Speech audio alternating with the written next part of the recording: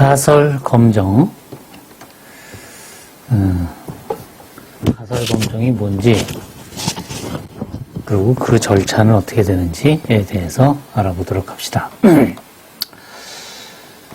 먼저 가설 검정의 뜻. 가설 검정은 가설이란 어떤 연구 문제에 대한 어떤 문제에 대한 잠정적인 결론을 가설이라고 해요. 예를 들면 뭐 코로나 바이러스 코로나19 백신이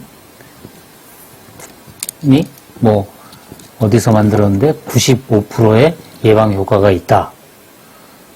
그러면 이제 그 회사에서는 95% 이상 효과가 있다 이렇게 얘기하고 싶을 거고, 또는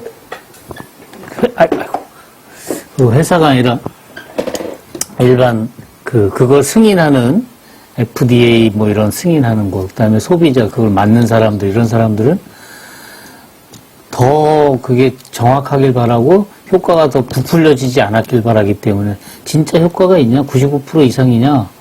그렇지 않지 않냐? 뭐 이렇게 얘기하겠죠. 그러면 그 회사에서는 아니다, 95%다 라고 이제 가설을 만드는 거죠. 그리고 그걸 주장하고 싶은 거죠. 그리고 소비자들은 95%가 아니다 하고 그걸 이제 반박하고 싶은 거고. 그래서 그런 것들을 이제 이 가설이라고 그래요. 그러니까 뭐 새로운 방법으로 그 학생들을 가르쳤더니 성적이 더 올랐더라. 그러면 성적이 그 전에 비해서 더 올랐다라는 게 이제 가설이 되는 거죠. 그래서 이제 가설을 어떻게 할 거냐에 대한 얘기도 이제 할 거예요. 그 다음에 모집단의 특성에 대한 그 통계적인 가설을 모집단으로부터 추출한 표본을 사용해서 주어진 오차 범위 내에서 검토하는 통계적인 추론을 가설 검정이라고 그래요. 그러니까 가설 검정이란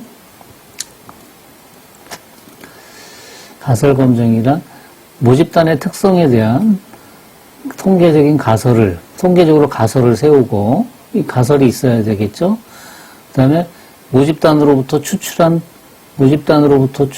표본을 사용해서, 그러니까 모집단으로부터 표본을 사용해서 뭔가를 계산해야겠죠. 주어진 오차 범위 내에서 그 오차의 범위를 결정을 해야겠죠. 그걸 이제 검토하는, 그런 과정을 가설 검정이다 이렇게 얘기를 한다 이거예요. 제가 여기 1, 2, 3, 4 써놨는데 정확하진 않지만 요 밑에 보면 가설 검정의 절차는, 이건 전통적인 절차라 그랬어요. 전통적이지 않은 절차? 그러니까 요새는 또 다른 방법을 한다 이런 말이겠죠. 하여튼 근데 우리는 먼저 전통적인 절차부터 먼저 보면, 이게 옛날부터 쓰던 방법이에요. 가설. 자, 요거 하나하나를 이제 설명을 다 해야 되는데 뒤에서 설명하기로 하고, 가설을 설정을 해요. 성적이 더 좋아졌다, 키가 더 컸다, 뭐 이런 것들이 다 가설인 거죠. 그리고 나서 이제 그 키가 더 컸다, 또는 뭐 그러니까 평균 키가 컸다 이런 뜻이죠. 그러니까 그러면 이제 평균이라는 것에 대해서 그 평균이라는 것이 어떤 분포를 이루는지 이런 걸 알아야지 이제 계산을 할 수 있을 거예요. 그러니까 이제 표본 평균의 분포 뭐 이런 것들이, 그러니까 우리가 앞에서 했던, 여기서 얘기할 것들은. 그 다음에 이제 세 번째는 여기 보면 오차의 범위 뭐 이런 얘기 했잖아요. 오차의 범위 내에서 요거에 해당하는 말이 바로 요거예요.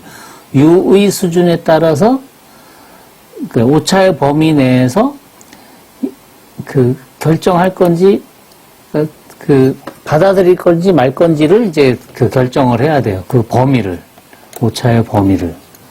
그러고 나서 실제로 표본으로부터 계산한 값이 이 범위 내에 들어오는지 안 들어오는지를 이제 판정을 하는 거죠. 그러니까 그 값을 계산을 해야겠죠.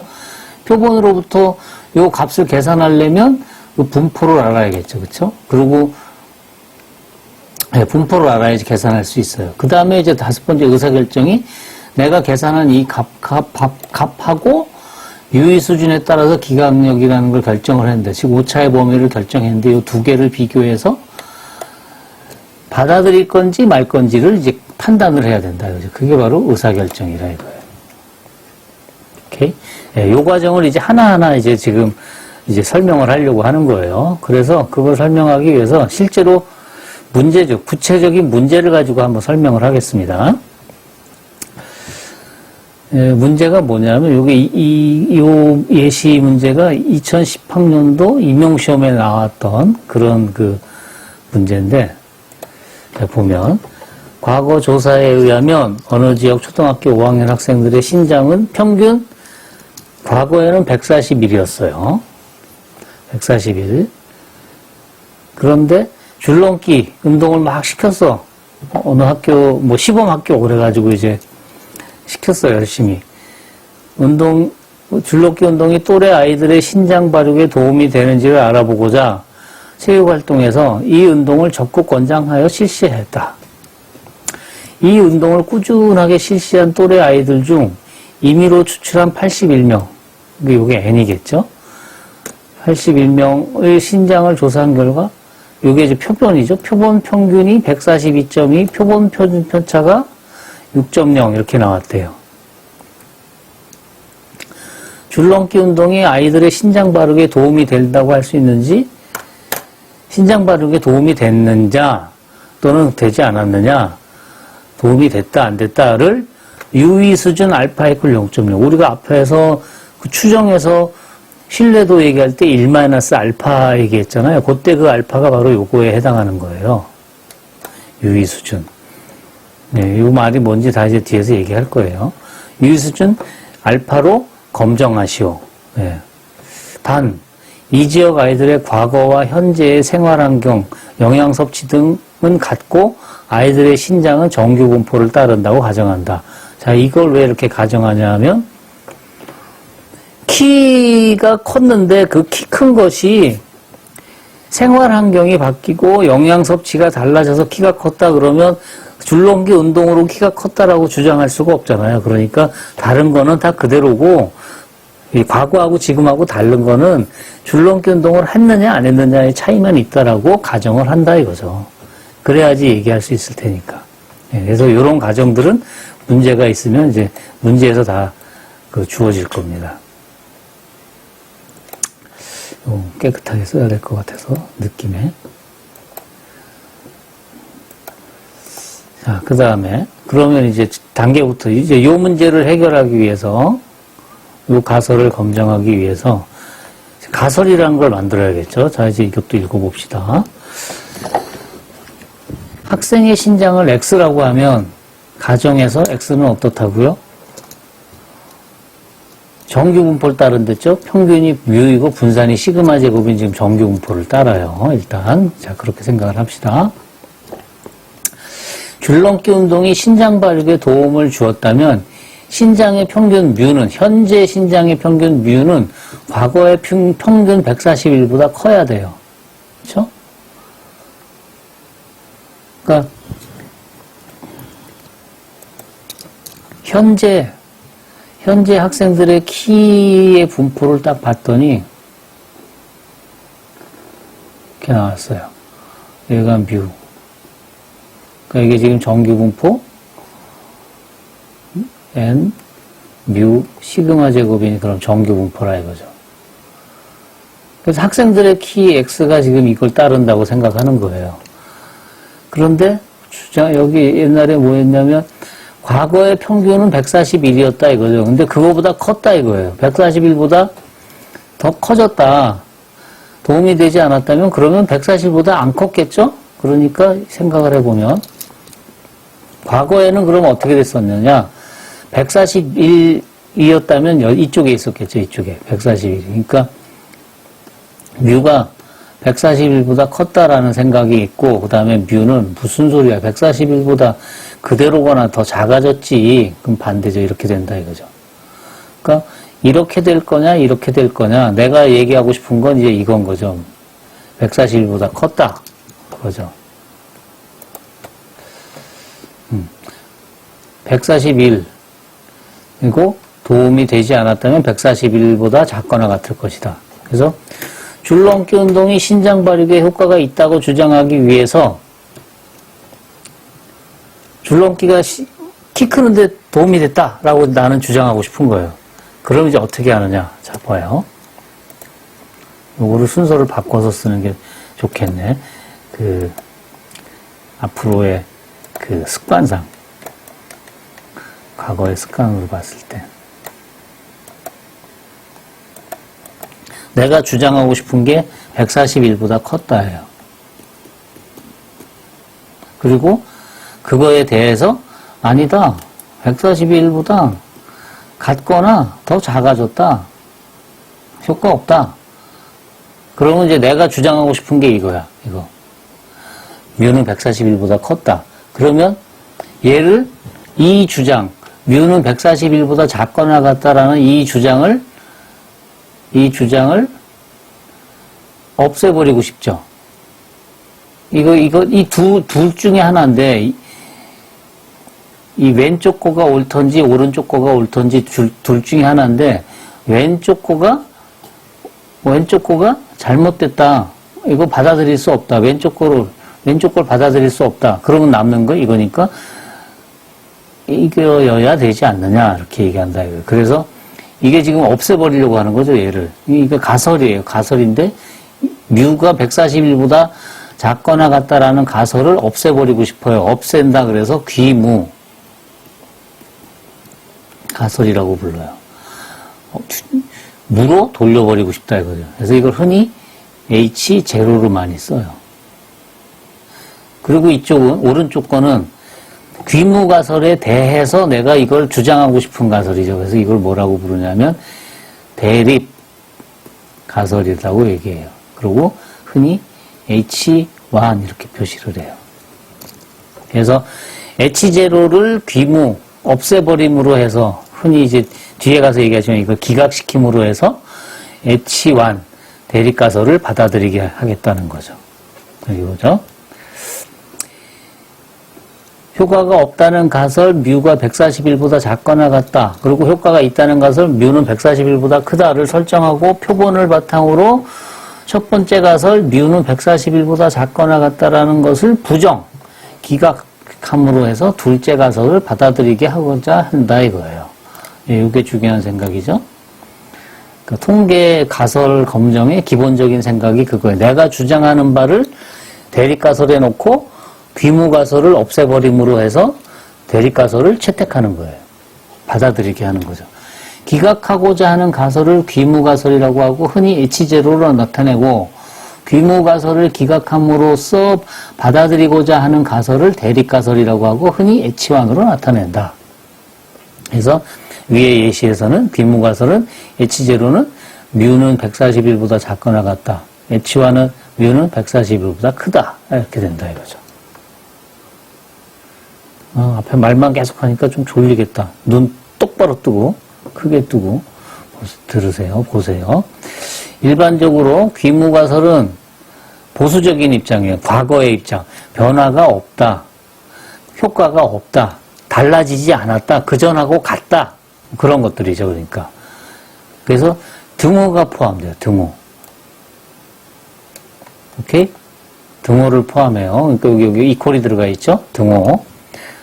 이에 대해 대립가설은 귀무가설의 여집합.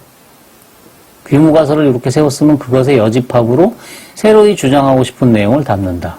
왜 여집합으로 얘기하느냐?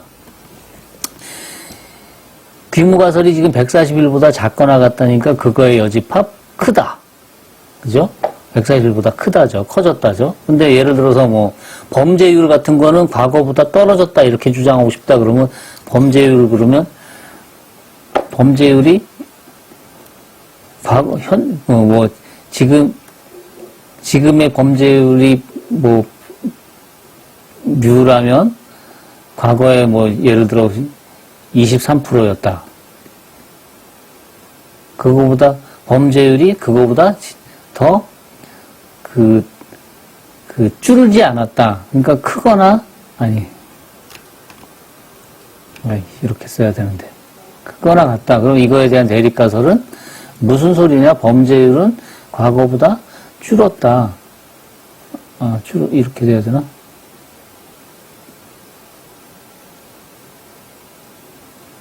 과거가 줄었다. 이건 아깝게 맞네. 이런. 범죄율은 커지거나 같다. 내가 주장하고 싶은 건 더 줄었다. 그쵸? 이런 거. 또는, 뭐, 과거에 얼마다. 과거에 예를 들어서 뭐, 과거에, 뭐, 뭐가 좋을까? 영향을 준다. 영향을 준다. 뭐가 있을까? 맞아, 생각이 안 나네. 그러니까 예를 들어 뭐 과거에 뭐 50점이었다 뭔가 하여튼. 근데 그거에 대해서 아니다. 지금은 50점이 아니다. 다르다. 이렇게 주장할 수도 있다 이거예요. 그러니까 그 대립가설이 이거는 크다. 더 커졌다. 이거는 더 작아졌다. 이거는 같지 않다.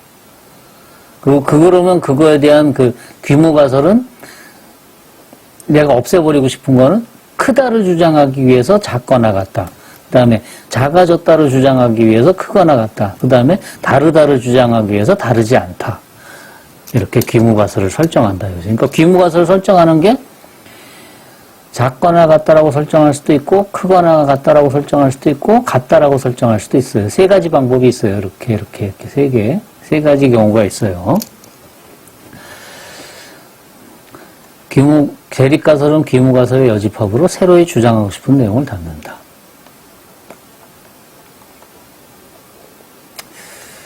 자, 이게 이제 가설을 그래서 이제 만들어요. 가설을 만들고 나면 이제 가설에 따라서 계산해야 되는 것들이 이제 생기죠. 어떤 거냐면 규모가설의 뮤는 141을 참이라고 할 때 관측된 평균 x바의 값이 있어요. 그게 우리 예시에서는 142.2였어요. 충분히 가능한 것인지, 그럼 아주 드문 현상인지를 이제 판단해야 된다 이거죠. 무슨 소리냐. 그래서 지금 141보다 작거나 같다. 뮤가 지금 141보다 작거나 같다. 그러니까 뮤는 지금 141보다 작거나 같다. 그러니까 141인데 뮤는 여기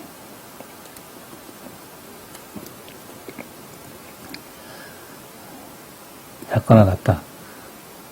그러니까 뮤가 지금의 평균, 그러니까 현재 새로운 집단의 평균이 여기가 141이다라고 했을 때, 그럴 때 x바를 계산했더니 x바가 얼마나 나왔냐면 142.2가 지금 계산이 됐어요. 그러니까 그게 이제 여기 어디쯤 이렇게 있겠죠.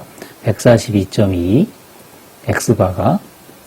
자, 그러면 평균이 141이라는 가정하에 141이라고 했을 때 이 142.2라는 값이 아주 드문 현상이냐 아니면 일어날 수 있는, 흔히 생길 수 있는 확률이, 그러니까 이것에 이 142.2라는 것이 나올 확률이 충분히 받아들일만 하냐 아니면 이건 아주 드문 일이야. 이건 없애버려야 돼. 이거는 받아들이기엔 너무 기특이한 값이야.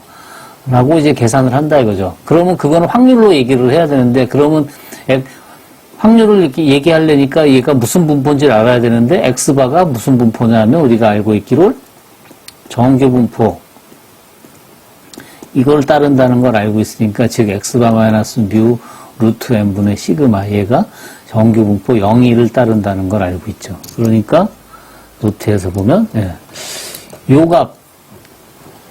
요 값을 계산하거나 또는 시그마를 모르는 경우가 있잖아요. 모집단의 표준 편차를 모를 때는 표본의 표준 편차 가지고 해야죠. 그럼 요 값을 해야죠. S로 바꾸치기 한 거. 요 값으로 계산한다 이거죠. 그러면 요 앞에 거 왼쪽 거, 요거 왼쪽 거, 요거는 모집단이 정규 분포면 얘도 정규 분포죠. 그쵸? 그리고 모집단이 정규 분포가 아니어도 n의 크기가 크면 중심극한 정리에 의해서 얘는 정규 분포예요. 그 다음에 오른쪽 거 요거는 모집단이 정규 분포고 얘가 크면, 얘가 아니라 n이 크면 얘도 정규 분포라고 얘기했죠. 지금 모집단은 정규 분포라고 가정했으니까. 그러니까 n이 큰 경우에 얘네들은 다 정규 분포예요. 어쨌든. 그러니까 여기 예시에서 모표준 편자 시그마 대신에 표본 표준 편차인데 표준자가 왜 표분자가 됐냐? 표준. 표본 표준 편차 S가 주어져 있고 표본의 크기 N이 81로 충분히 크므로 얘를 정규 분포를 따른다는 사실을 이용한다. 그때 요거를 뭐라고 부르냐? 지금 요 네모친 요 두 개를 뭐라고 부르냐? 검정 통계량이다. 이걸 계산해서 얘네들을 이렇게 표본으로부터 계산해서 검정할 양이다. 그래서 검정 통계량이다. 이렇게 얘기를 한다. 그러니까 검정 통계량이 뭐고 요게 검정 통계량이고 그것의 분포가 뭔지를 요게 지금 정규 분포죠? 요 두 가지를 이제 결정을 해야 되는 거예요. 두 가지를. 검정 통계량과 그것의 분포를 이제 결정을 해야 되는 거죠. 근데 그거는 우리가 앞에서 했던 얘기예요. 정규 분포냐 아니면 T 분포냐 이런 걸 결정한다 이거죠. 그 다음에 이제 기각할 수 있는 구역을 결정을 해야 돼요. 기각할 수 있는 구역을.